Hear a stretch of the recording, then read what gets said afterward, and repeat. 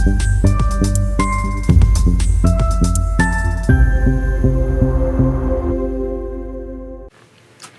Eastern Wade County. I am Heather Louise Finch, the Director of Communications for the town of Zebulon, and welcome to Zebulon Now. Today, we are sitting down with the head of planning for the town of Zebulon. Take it away. Introduce yourself. Hi, everybody. My name is Matt Lauer. I am the planning director for the town of Zebulon. I've been in urban planning for a little over 10 years now. I'm a member of the American Institute of Certified Planners, and recently just finished a fellowship at the Lincoln Institute of Land Policy. I'm excited to be here and work for the citizens of Zebulon. So, Matt, I have a question for you. Of course. Can you tell me, for folks who may not know, what does the planning department actually do for Zebulon? That's a big question. We really boil down what we do into 4 buckets. Think about it like that. So the first one is long-range planning, we call it, or strategy. So we maintain the town's comprehensive plan, the transportation plan, and these documents we have to maintain by state law in order to have zoning, in order to issue permits and things like that. The second bucket is what most people probably think about when they think about the planning office. It's issuing permits. The processes in which we issue these permits is really based off of the comprehensive plan. So that long-range planning strategy bucket and the current planning bucket, they go together, they talk to each other. The third bucket is code enforcement. And so we have 2 code enforcement officers that are out in the community working to ensure that the community is always becoming cleaner and always becoming safer. These code enforcement officers also double as zoning inspectors, so they're often working in the new developments, ensuring that the new housing that is being built is compliant with our zoning standards. And then the fourth bucket is we serve in an advisory capacity to the mayor and the town manager's office on infrastructure issues.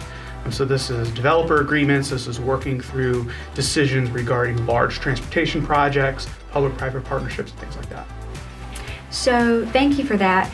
So I have to ask, when people hear something is being rezoned, what does it actually mean? Sure. So rezoning simply means we're taking a set of regulations on a property and changing them to another set of regulations. Okay. And so does rezoning automatically mean that something is getting built? No. In fact, often when something is being rezoned, it's to be sold as a different type of property. So you have a property that's zoned residential, but the market thinks that this is a better suited as a commercial property. A developer may try to rezone it from residential to commercial. Can rezoning ever protect an area rather than change it? Sure. So we have zoning in the town of Zebulon that preserves rural properties, for example. They can't, if you're zoned R1, you can't access water and sewer and things like that. So zoning is not just a tool to encourage development, but it's also a tool to protect and preserve agricultural and open spaces. So at what points in the planning process can residents give input, and how can they make sure their voices are heard?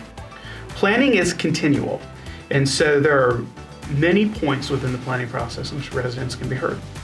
Our office is very much an open door policy, so call our office and you can schedule a meeting to talk to us if you have an issue or a concern, or you're just generally interested in what's going on. We publish our current projects that are going through our current planning process online, the interactive development map, so you can see things online. And then we also have, depending on the type of rezoning or the type of activity, public meetings as well. And those are advertised both in the Wake Weekly newspaper, which is our newspaper of record, and on the town's website, and broadcast through your channels and things that you do as well. We work together to make sure that the community understands what's happening and knows when there are opportunities to engage. Yeah, East Wake TV is a great partner for the town of Zebulon for sure. So I have to ask you, so when it comes to the planning process, what is the difference between the planning board and the actual board of commissioners, and how does that all work? Sure. So the board of commissioners appoints the planning board, and they serve as an advisory board to the board of commissioners. There are many types of planning activities, such as rezonings, that the planning board vets before it goes to the Board of Commissioners. And when the planning board vets something, it goes to the Board of Commissioners with a recommendation. the citizen board, right? And so the recommendation would be either to approve or deny, and here's why. And so you're talking about all this planning and the rezoning. I hear the word smart growth tossed around a lot, not just in Zebulon, but everywhere with how changes are happening throughout North Carolina. What does smart growth really mean specifically for Zebulon? Sure. Smart growth is about directing development in a manner that is fiscally sustainable. So in the sense that the town, at the end of the day, doesn't end up having to pay for additional miles of road or additional miles of pipe that isn't necessary to support that development. And smart growth is also about ensuring that what gets built is done so in a way that promotes choice in how residents move about the town, choices in how residents engage with the economy, and choices in where to live. And so it's really about creating a balance, and it's about creating opportunities for individuals to engage and grow within the community. So let's play a game. Okay.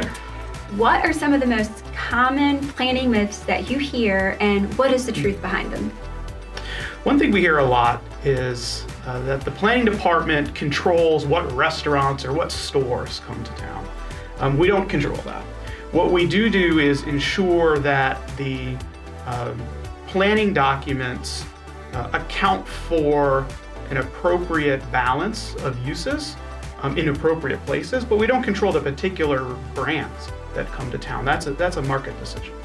Can you explain a little bit more about a market decision and what businesses look for and all that goes into that, such as the socioeconomic factors or the revenues and Sure. So all of that? yes, a real estate investor is going to look at a range of data points to decide if this is an area that we want to invest money in, or also is this a part of the town we want to invest money in as well, right? And so they look for things like predictable investment environment. Is the town consistent in enforcing the rules and ordinances? Are the rules and ordinances conducive to the things that I want to do? And is there a market for people to go spend money at my business as well? And those are just 3 examples of things that investors will look for. Our job in the planning department is to ensure that our rules are enforced fairly and predictably.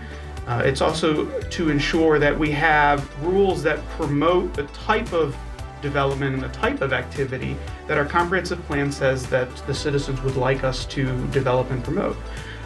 These things take time. That's why often a resident may hear about something happening in town and they don't see a building for 2 years later. That's sometimes a normal amount of time for these things to take. But it is a big myth that a particular brand is or is not coming to town, and that's the planning department's doing. That's not true. Are there times that the town has to deny a project, and what kinds of things cause that to happen? Sure. Municipalities deny projects all the time. There's really 2 ways that projects get denied. Projects that have to go in front of the Board of Commissioners can get denied if the Board of Commissioners concludes that the project is not in alignment with the town's comprehensive plan. On the staff level, when we're reviewing projects, we don't always deny projects so much as we send them back to the drawing board. We like projects. We work with developers to ensure that their projects are in alignment with town policies. And if they're not, we can send them back and say redesign this piece or that component of the project to meet our rules and regulations. That makes sense. So another question for you is, where can residents go to see what is proposed and what is coming up and how to stay involved? Sure. We have an interactive development map on the town website. And that shows projects that have been recently approved, projects that are under construction, projects that are officially proposed. So we don't put anything on there until it's, there's a public record that exists for the project. And that's the fastest way to see what's going on, and we try to update that regularly. All of our contact information too is on the website as well, if you wanted to reach out to a particular case planner that's working on a project or something like that. So. Yeah, and also I feel like sometimes there's projects that y'all are working on that you legally can't talk about yet because you're you're buying to like certain contracts until more things go down the line, and once that gets approved, and there's a whole process there. Is that correct? Sure. So until something is a matter of public record, it's our practice not to talk about it. Right. So when people hear that a company is investing in Zebulon, what does that really mean? That means that they're bringing their own private dollars into the community to build something. This means not just spending money on construction materials, but spending money on construction labor, paying sales tax on materials that they're buying. They're contributing to our roads impact fee fund, and they're making improvements around the community as the conditions of their approval require of them. Investment in our community does not mean that the taxpayer is spending money. It's actually quite the opposite. It means that the private sector is coming in and bringing new money into the community. So what kinds of investments help improve our town, and how do they benefit residents? Smart investment, or investment that is in line with these smart growth principles, I think immensely benefits residents because it creates unique places to live, work, and play. They have an appropriate, their burden on the infrastructure system is appropriate in the sense that they pay for themselves, right? And so a smart growth investment, a good commercial development accounts for their impact on the road system, for example. One thing that we have in Zebulon that not every community in Wake County has are impact fees. So developers pay a rate based on the amount of trips that they generate into a fund that the town maintains that then we use to spend on transportation projects. Okay. So how does the town decide what kinds of businesses are a good fit for different parts of Zebulon, or is that not really how it works? That's not really how it works, but citizens are an integral part of the larger strategic planning process for the town, particularly in the legal documents that we have to maintain in the comprehensive plan and the comprehensive transportation plan. And so these plans need to be updated periodically every couple of years, and then completely rewritten, every 15 to 20 years. And so these are opportunities during the updates and the rewrites to become very involved. And these are the citizens' plans. We want the citizens to become very involved into updating or scoping these plans to reflect the type of community that they want to live in and raise their children in. So when people hear economic development, can you differ between planning and economic development, and what role does planning play with economic development? Sure. In the simplest terms, economic development is about cultivating businesses. Planning is about ensuring that those businesses can develop and sustain physical spaces in Zebulon. So one way to think about it in a way is that our economic development department is sort of like the sales team, and we're the closers at the end of the day. So the economic development department will bring us potential investors or projects and say, this investor is interested in building this facility here. Can they do it? And if not, are there better places for them to build, whatever type of thing they want to build? And then we can help guide those investors through the process. Well, it's a pleasure being your planning director. I love what I do, and I'd love to invite you to become involved in the process. We have several opportunities where residents can come to Town Hall and participate directly in the process at our joint public hearings, our planning board meetings, at our commission meetings, both the regular meetings and the work sessions. The joint public hearings and the commissioner meetings are also broadcast by East Wake TV. And so opportunities, if you're not comfortable being in public, to still watch and learn and reach out to the planning department. We love what we do. We love to work. We love to serve the residents of Zebulon. And one of the most fun things about being a planner is all of the different types of people and all the great life stories that we get to hear. And it's just a pleasure to be helpful and to be a part of the Zebulon community. Thank you so much for joining us, and we'll see you next time on Zebulon Now.